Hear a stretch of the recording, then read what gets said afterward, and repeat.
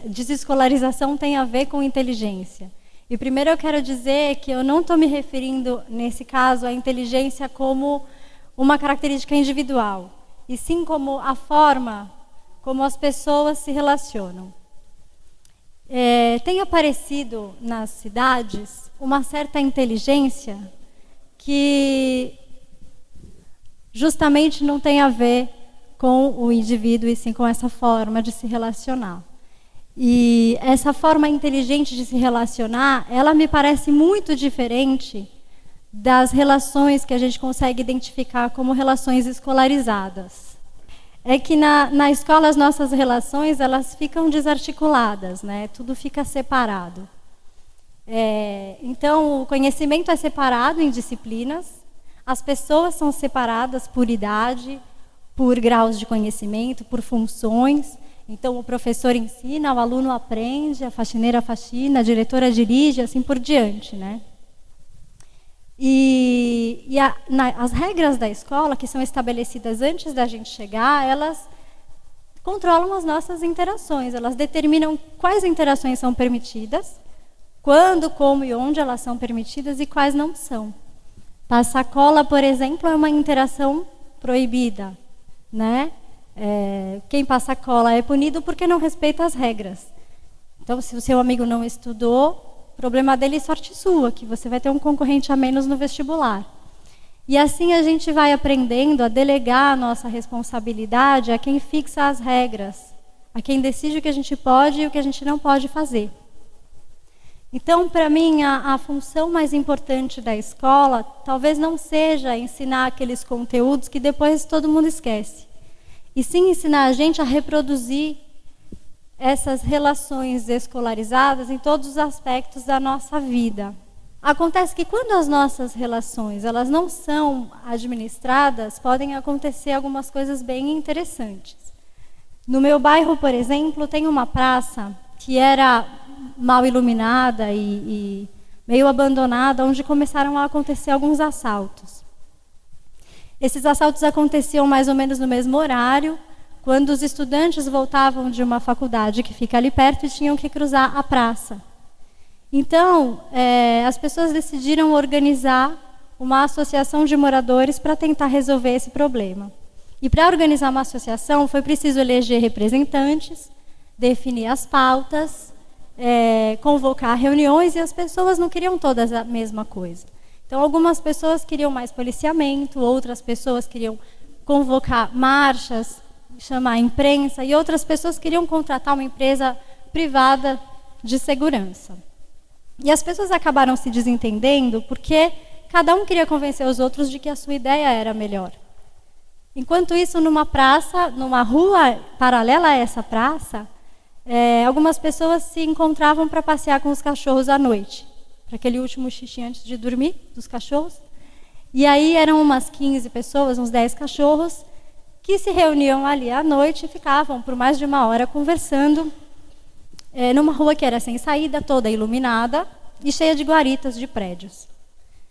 E naquela época todo mundo comentava sobre os assaltos, então essas pessoas também comentavam, e aí diziam uns para os outros: nossa, mas é um absurdo, porque todo mundo sabe que esses assaltos acontecem, quando eles acontecem, e ninguém faz nada, não é? E acontecem quase toda noite, aqui na rua de trás, mais ou menos essa hora. Enquanto alguns comentavam isso, outros observavam lá os cachorros passeando soltos, o Rottweiler, que tinha medo de mosca, mas que ninguém sabia, aqueles labradores bobos e grandes, o pincher que latia feito um condenado. E aí eles perceberam uma coisa possível. Eles falaram: pô, e se a gente fosse passear com os cachorros na praça, em vez de vir aqui? E foi o que eles fizeram, e os assaltos pararam de acontecer. E não só isso, eles cortaram o mato da praça, agora a praça é usada, está iluminada e tudo isso. Então não se trata de ter uma ideia brilhante e querer convencer as pessoas a fazerem o que você quer. A inteligência acontece quando a gente faz conexões. Agora, se a gente quer organizar antes quais conexões vão poder ser feitas e quais não vão, a inteligência diminui. E uma outra coisa parecida aconteceu numa escola, que é a escola mais desescolarizada que eu conheço, na verdade. Eles receberam várias caixas de livros como doação. Então, numa reunião que eles fizeram, um dos assuntos era o que fazer com esses livros. E eu fui a essa reunião, porque lá as reuniões são abertas a quem quiser. E lá eles discutiam o que fazer com os livros, porque a escola é municipal e não tem biblioteca. E aí eles não tinham autorização para contratar um bibliotecário. E eles não tinham uma sala que pudesse ser usada como biblioteca. E eles não tinham um sistema de catalogação. Então eles ficavam discutindo sobre o que fazer, se eles poderiam solicitar uma autorização especial para contratar uma pessoa, se eles fariam um rodízio de voluntários, enfim, como remanejar as salas. Só que a coisa estava enrolada e parecia que não ia se resolver ali. E não foi a primeira vez que apareceu esse assunto dos livros em uma reunião, já era antigo, até que um pai levantou e disse: "Pera, gente, um minuto. E se a gente parar de falar do que a gente não tem e se concentrar um minuto no que a gente tem? A gente tem as caixas com os livros fechadas e a gente tem as crianças para ler os livros. Por que a gente não abre as caixas?" Aí alguém falou: "Não, mas como assim, né? Sem organizar, sem catalogar, de repente algum livro pode sumir. E fica fácil alguém roubar um livro e ninguém nem perceber." E aí quando ele falou isso, ele se deu conta, e pela cara dele todo mundo se deu conta, de que o pior que podia acontecer era alguém gostar de um livro e levar para casa. Então, eles falaram: "Legal, vamos abrir essas caixas." Então, não quer dizer que não deva haver uma ordem. É que existe uma diferença muito grande entre a ordem que determina quais relações vão acontecer, que organiza o que vai acontecer, e a ordem que emerge da interação dos acontecimentos. Depois de abrir aquelas caixas, olhar aqueles livros, começarem a usar os livros, o espaço que eles vão ocupar, a arrumação que eles vão ter e o esquema de circulação deles, tudo isso vai ser muito mais compatível com o uso que as pessoas já vão estar fazendo desses livros. Então, essas coisas, essa maneira diferente de perceber, de fazer, fazendo, como daqui a pouco vai ser também contada, ela está acontecendo cada vez mais. Cada vez que algumas pessoas se reúnem em torno de qualquer interesse, e antes, em vez de elas se organizarem antes para alcançar algum objetivo, elas se conectam o suficiente para que as ideias delas também se encontrem e os seus recursos se encontrem.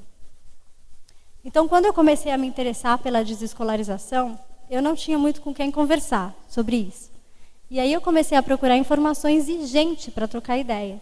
E eu acabei conhecendo muitas pessoas que tinham optado por não matricular os seus filhos na escola.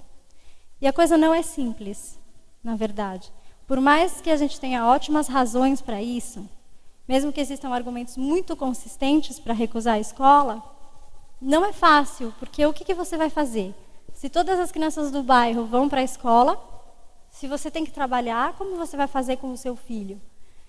Então a gente percebe que sozinha não dá conta e começa a se encontrar. E assim foram muitos cafés em muitas cozinhas diferentes, muitos piqueniques nas praças. E a gente se encontrava, tinha que se encontrar, nem que fosse para chorar as mágoas. E para contar que o filho não saía da frente da TV. E agora, o que a gente vai fazer? E foi assim que começaram a surgir grupos de cuidados coletivos de crianças. Então a gente se reúne em lugares públicos, em praças, em parques, em bibliotecas, e se reveza no cuidado com as crianças. No começo, a gente estava tão preocupada com o cuidado das crianças, em como garantir que eles ficariam em segurança e com alegria, e que a gente não precisasse terceirizar esse cuidado a um profissional, que não dava para a gente pensar profundamente na educação propriamente dita das crianças. Se a gente conseguisse que elas convivessem com outras crianças, com outras pessoas, e que elas fossem bem cuidadas, já estava ótimo naquele momento. Só que aí os grupos começaram a se multiplicar, a pipocar em vários lugares, em vários bairros de São Paulo, em muitas cidades do Brasil. E aí é muito engraçado, porque enquanto as escolas disputam a clientela, cada grupo desses que aparece é super comemorado pelos outros, porque tem mais espaços para as pessoas circularem, mais oportunidades de conviver. mais ideias para trocar. E aí eu entendi, de uma vez por todas, a diferença entre a lógica da escassez e a lógica da abundância. Então, esses grupos começaram também a crescer, porque não eram mais só grupos de crianças desescolarizadas. As famílias que tinham filhos na escola, em um turno, em um período, se juntam a gente no outro período. É um programão, de verdade. E conforme as pessoas vão circulando, esses grupos se conectam, começam a surgir outros grupos com outros interesses. E aí a gente viu aparecer, e fez aparecer, redes, por exemplo, de consumo coletivo, muitos grupos de trabalho compartilhado, e apareceram comunidades de aprendizagem sobre vários assuntos. Qualquer pessoa pode lançar um assunto que queira aprender ou que queira compartilhar, e em torno disso se formam grupos que são verdadeiros laboratórios de aprendizagem. Então tem desde laboratórios relâmpago, que acontecem em uma tarde, em um dia resolve, até laboratórios profundos, intensos, que duram muito tempo e em torno de assuntos que as pessoas tratam com muito rigor. Enfim, são laboratórios de aprendizagem públicos de verdade. E aí, esses grupos, essas redes todas, começaram também a encontrar e a se misturar com outras redes que aparecem pela cidade. E então, por exemplo, a gente vai numa praça e a gente encontra os hortelões urbanos que estão fazendo uma horta lá, vira todo mundo hortelão, a gente faz hortas ali, descobre mutirões em outro lugar e vai para outro lugar, encontra mais gente. Então, tudo isso forma redes de redes. E eu, uma vez, num desses mutirões, encontrei o Luiz e o Bueno do Rios e Ruas, que estavam combinando de fazer uma expedição para procurar um córrego escondido perto da minha casa. Então, eu fui lá. A gente foi, e aí foram algumas dezenas de pessoas que se encontraram e a gente foi seguindo o córrego. E esse córrego, a gente foi pelos bueiros, e esse córrego passava por uma delegacia. Então, rolou uma negociação lá na delegacia e a gente conseguiu pular um muro, todo mundo, as crianças, os adultos, todo mundo pulou o muro. E do outro lado a gente viu o córrego aberto. Aí a gente acreditou que ele existia mesmo, que aquilo que passava pelos bueiros era um córrego, de verdade. E tinha peixe e tudo. E depois a gente descobriu que as nascentes desse córrego ficam numa praça, ali perto, que estava cheia de entulho. E aí a gente, junto com amigos de amigos, vizinhos dos coletivos, o Cupiabrace, o Pedal Verde, os hortelões, todo mundo, a gente fez vários mutirões. E aí a gente tirou o entulho, limpou e cavou um lago nas nascentes. O que aconteceu ali, que acontece, porque continua acontecendo, para um curioso que passa, é uma oportunidade de conhecer pessoas, encontrar os vizinhos, descobrir as nascentes. Para minha filha, aquilo é um dos universos dela de aprendizagem e de brincadeira. Então lá ela aprendeu a fazer tinta de terra, pintou muro, plantou, regou, colheu, cavou até ver a água brotar.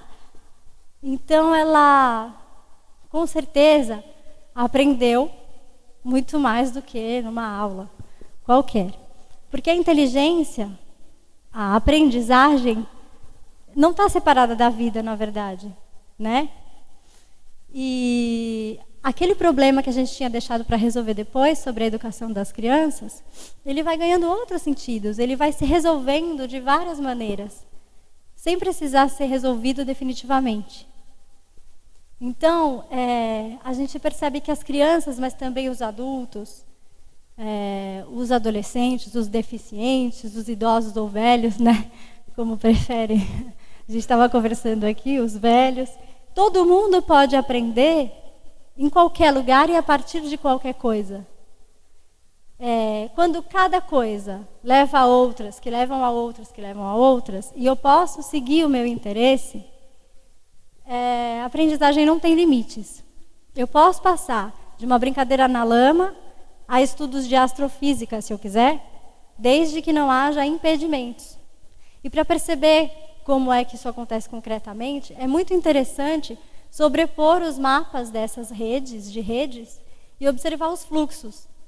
Quando eles estão desimpedidos, observar como circulam as pessoas, os conhecimentos, as ideias, os recursos, E perceber que quando a interação não tem a finalidade de represar esses recursos, de conduzir as pessoas, de esconder as ideias, de guardar os conhecimentos, aí tudo fica abundante e fica disponível. Então, se eu não sei alguma coisa, mas eu conheço alguém que conhece alguém que sabe, é como se eu soubesse, porque eu posso alcançar.